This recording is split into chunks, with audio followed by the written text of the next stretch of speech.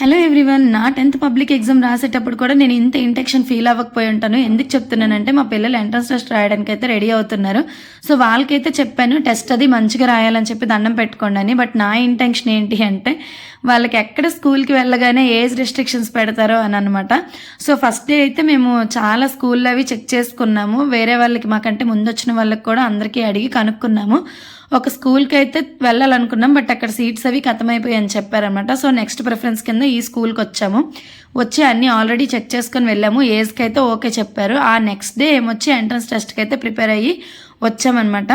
నేనైతే అనుకుంటున్నాను వీళ్ళు ఎంట్రన్స్ టెస్ట్ అంత పెద్దగా పర్ఫామ్ అయితే చేయలేరు, ఎందుకంటే ఇంతకు ముందు ప్రీవియస్ షార్ట్లో చెప్పాను కదా.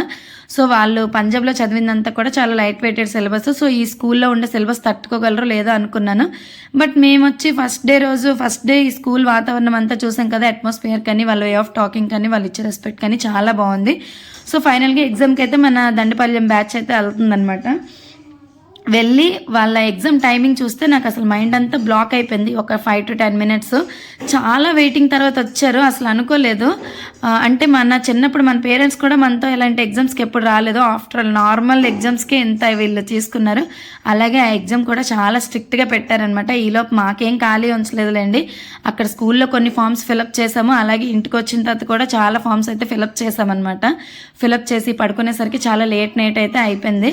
సో ఫైనల్గా అడ్మిషన్స్ అయితే ఓకే అయిందనమాట. సో ఫైనల్గా ఇప్పుడు మేము ఏ స్కూల్లో అయితే ఎంట్రన్స్ టెస్ట్ పిల్లలు రాశారో ఆ స్కూల్లో అడ్మిషన్స్ అయితే తీసుకున్నాము. బట్ వాళ్ళు పెట్టిన టెస్ట్లో మార్క్స్ అయితే అంతంత మాత్రంగానే ఉన్నాయి. ఉంటాను మరి. సబ్స్క్రైబ్.